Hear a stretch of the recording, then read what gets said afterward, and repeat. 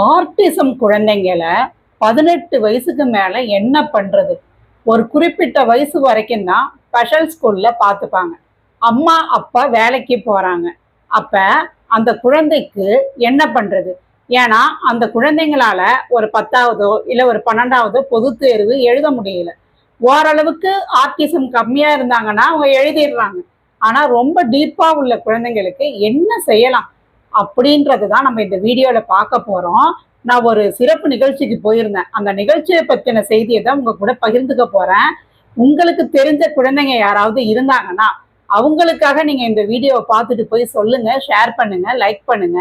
அப்புறம் உங்க கமெண்ட் செக்ஷன்ல எனக்கு சொல்லுங்க. நான் டிஸ்கிரிப்ஷன்ல என்னோட ஃபோன் நம்பர் தரேன். அந்த ஃபோன் நம்பருக்கு ஒரு மெசேஜ் போடுங்க. உங்களுக்கும் உங்க ஏரியால இருக்கக்கூடிய குழந்தைகளுக்கும் உதவுறதுக்கு தயாரா இருக்காங்க. அதை உங்களோட நான் ஷேர் பண்ண போறேன். அதுக்கு முன்னாடி நம்ம சேனலை சப்ஸ்கிரைப் பண்ணாதவங்க எல்லாரும் சப்ஸ்கிரைப் பண்ணீங்க, பெல் ஐக்கானையும் கிளிக் பண்ணீங்க. அப்பதான் நம்ம போடக்கூடிய எல்லா எஜுகேஷன் சம்பந்தமான வீடியோஸ் எல்லாமே நமக்கு வந்து சேரும். இப்ப வந்த ஞாயிற்றுக்கிழமை வந்ததுல போன வாரம், அப்ப நாங்க ஃபேமிலியோட ஒரு ஃபங்க்ஷனுக்கு போயிருந்தோம். அது எல்லாரும் நினைக்கிற மாரி ஏதோ கல்யாணமோ இல்ல திருவிழாவோ கிடையாது. ஆர்டிசம் குழந்தைகளுக்கு எப்படி நம்ம வழிகாட்டலாம் அப்படின்ற ஒரு நிகழ்ச்சி. இது புதுச்சேரி திருக்கனூர்ல நடத்துனாங்க.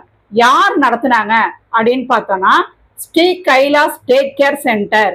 அவங்க பாண்டிச்சேரி. அடுத்தது சென்னையில இருக்கக்கூடிய சூர்யா ஸ்கூல் ஆஃப் மியூசிக் அவங்களும் தான் நடத்துனாங்க.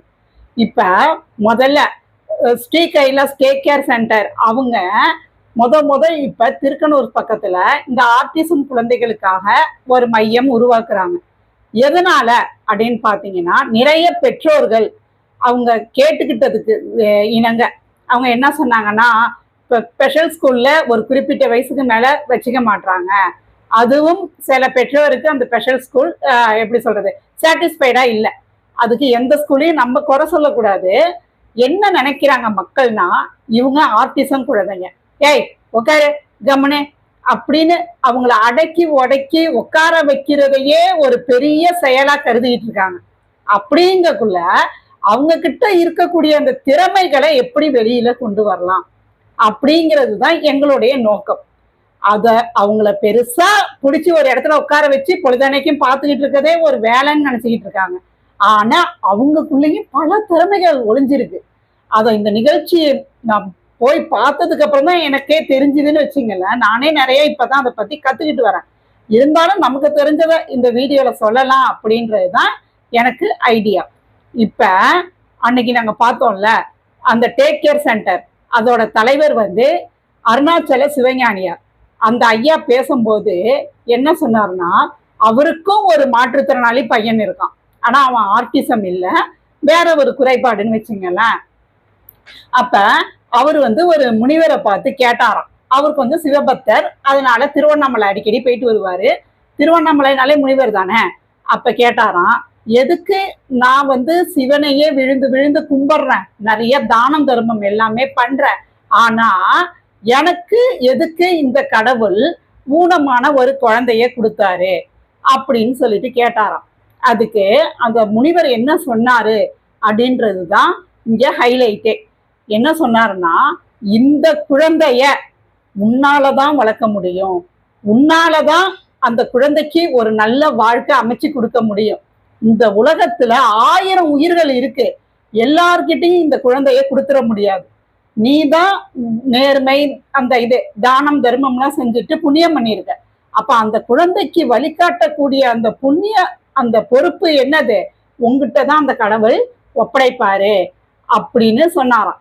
அதனால அந்த அருணாச்சல சிவஞானியர் ஐயா என்ன சொன்னாருன்னா, இந்த குழந்தைகள் எல்லாமே பாரம் இல்ல, வரம், நமக்கு கிடைச்சிருக்கக்கூடிய வரம். சாதாரண குழந்தைகளையே வளர்க்க முடியல அப்படி இப்படின்னு கொண்டு போய் அங்கேயும் இங்கேயும் விட்டுட்டு இருக்காங்க. அப்ப நமக்கிட்ட ஒரு தெய்வ அம்சம் பொருந்திய தெய்வ குழந்தைய அந்த கடவுள் கொடுக்கிறாருன்னா, அதை வளர்க்கக்கூடிய சக்தியையும் நமக்கு கொடுப்பாரு. அப்ப சும்மா அதுங்களுக்கு சாப்பாடு போட்டுட்டு குளிக்க வச்சுட்டு அப்புறம் சும்மா தூங்க வைக்கிறதே ஒரு பெரிய செயலா கருதாம அவங்களுக்கும் ஒரு நல்ல வழி காட்டணும்.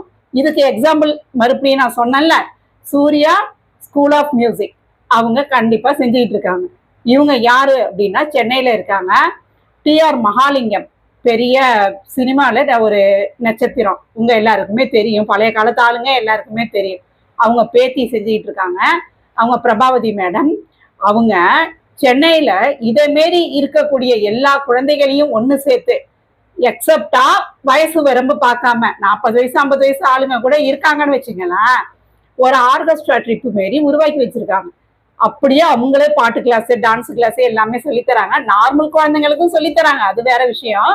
இருந்தாலும் இவங்களுக்கு சொல்லித்தரது எக்ஸ்ட்ரா சேலஞ்சான விஷயம். சரிங்களா? அப்படிதான் அவங்க செஞ்சுக்கிட்டு இருக்காங்க.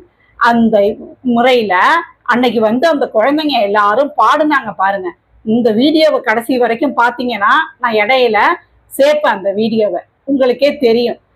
அப்ப அவ்வளோ அருமையான அந்த குழந்தைங்களோட பேச்சு இருந்து, அந்த குழந்தைங்களோட பாட்டு இருந்தது. நானே இந்த வீடியோல லாஸ்டா அதை ஜாயின் பண்ணுவேன், பார்த்துட்டு கமெண்ட் பண்ணுங்க.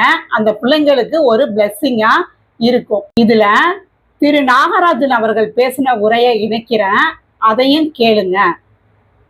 ஏன் சொன்னா அப்பதான் நமக்குள்ள இருக்கிற இந்த குழந்தைகள் என்னெல்லாம் இருக்காங்க, இவங்க எப்படி இருந்துட்டு இருக்காங்க அப்படின்ற ஒரு மற்றவங்களுடைய பகிர்ந்து கொள்ளும் பொழுதுதான் தெரியும். ஸோ ஆகவே இந்த நிகழ்ச்சி நமக்கு யார் என்பது நிலை இந்த நிகழ்ச்சி சரியாக நடைபெறும். இந்த நிகழ்ச்சி தொடங்கி வைப்பதற்காக உங்களோட பார்வைக்காக ஒரே ஒரு பையன் பாடுன பாட்டு, இதை மாரி நிறைய பேர் பாடினாங்க. இது ஒரு பையனோட பாட்டு மட்டும் கொடுக்குறேன் பாருங்க.